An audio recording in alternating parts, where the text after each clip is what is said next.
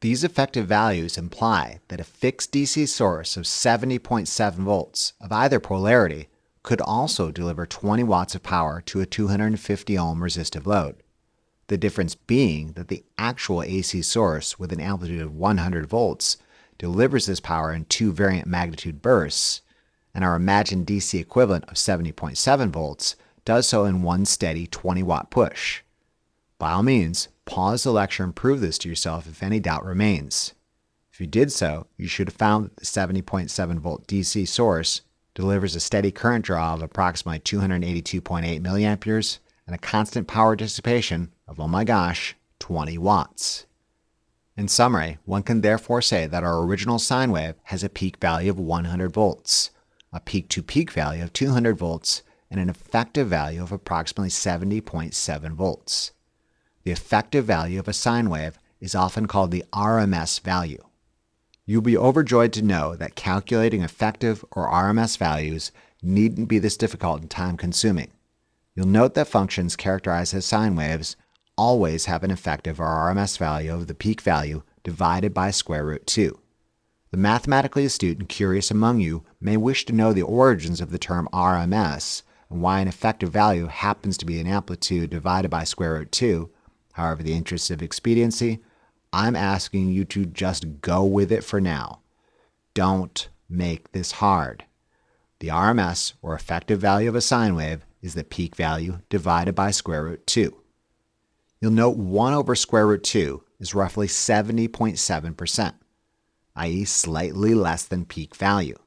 This makes sense. Although a sine wave does regularly pass through zero, note it spends more time above half its respective positive and negative peaks over the course of the full 360-degree cycle, notably between the period of 30 and 150 degrees and 210 and 330 degrees. So 70.7% of peak value is a fair estimate of a sine wave's effective value. I find a simple picture of a sine wave delineating all the characteristics we've thus far discussed an especially helpful addition to my cheat sheet. Peak value, peak-to-peak value, and effective or RMS value. Note the effective or RMS value is always less than the peak, and conversely, peak is always greater than RMS. Don't mess this relationship up. If given a single quantity, you should be able to solve for all other quantities. Given the peak value of a sine wave, one can solve for the effective value as the peak divided by square root 2. Given the RMS or effective value of a sine wave, one can solve for the peak value as the effective value multiplied by square root 2. Note 1 over square root 2 can alternatively be expressed as 2 raised to the negative 1/2, or as a decimal equivalent of 0.7071 expressed to 4 decimal places. As can be expected, this value is less than 1. Similarly, note that square root 2 can be expressed as 2 raised to the positive 1/2, or a decimal equivalent of 1.4142 expressed to 4 decimal places. As can be expected, this value is greater than 1. Let's put your knowledge of peak values, peak-to-peak values, and effective or RMS values to the test by solving for the following quantities.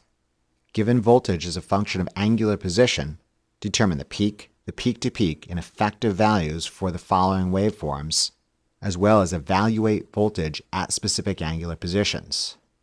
Pay attention to example problems 4 and 5.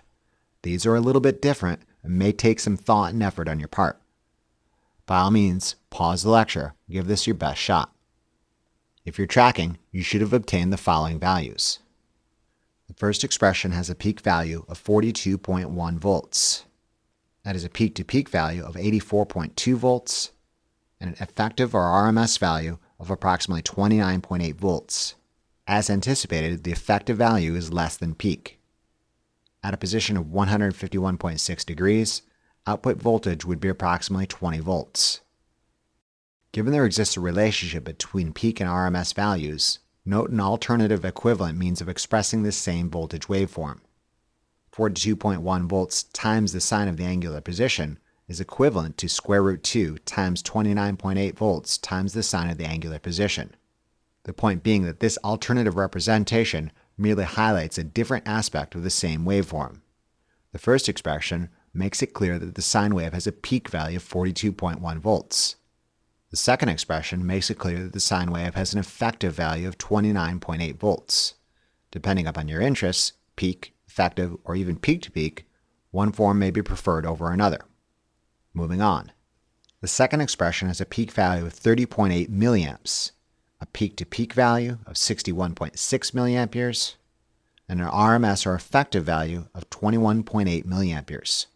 At an angular position of 110.7 degrees, this results in an output current of approximately 28.8 milliamperes.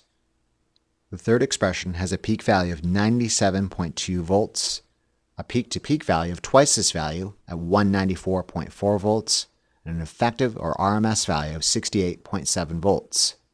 As can be anticipated, RMS or effective value is less than the peak value.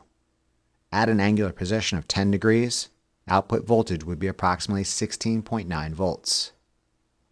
The first three questions of our fourth expression are essentially a repeat of the first. This voltage waveform has a peak value of 42.1 volts, a peak-to-peak value of 84.2 volts, and an RMS or effective value of 29.8 volts. As can be anticipated, RMS is less than peak value. This last question is a little different. In effect, this is asking us at what angle does a sine function with an amplitude of 42.1 volts experience a value of 9.2 volts. This takes some simple algebraic manipulation and the inverse sine function. This results in an angular position of roughly 12.6 degrees. This places us on the rising positive side of the sine wave.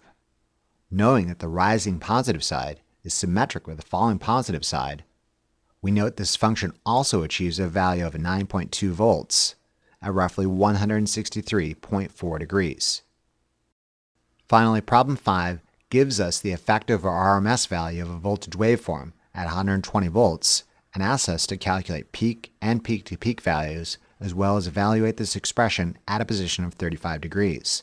Given an RMS value of a waveform is approximately 70.7%, is it any wonder that peak value is approximately 140% of RMS? If RMS is always less than peak, peak is always greater than RMS. Peak value is square root 2 times RMS.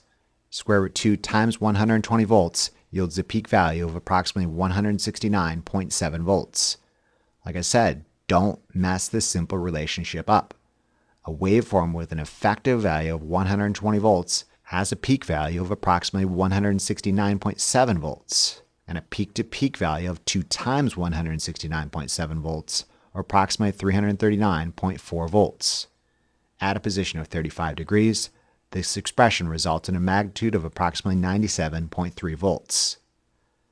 Note, as previously mentioned, given there exists a relationship between peak and RMS, one could also write the voltage expression as a function of angle as square root 2 times 120 volts times the sine of the angular position, leaving the multiplication unsolved. While mathematically impure, you might run across this hybridized version because it makes readily apparent this waveform has an effective value of 120 volts. Alright, that about wraps up this quick lecture on peak and effective values of sinusoidal waveforms. In conclusion, this lecture examined the amplitude of sine wave functions. We learned to calculate peak, peak-to-peak, and effective or RMS values of sinusoidal waveforms. Remember to review this material as often as you need to really drive it home. Imagine how well lab will go if you know what you're doing. Thank you very much for your attention and interest. We'll see you again during the next lecture of our series. Remember to tell your Lazy Lab partner about this resource, and be sure to check out the Big Bad Tech channel for additional resources and updates.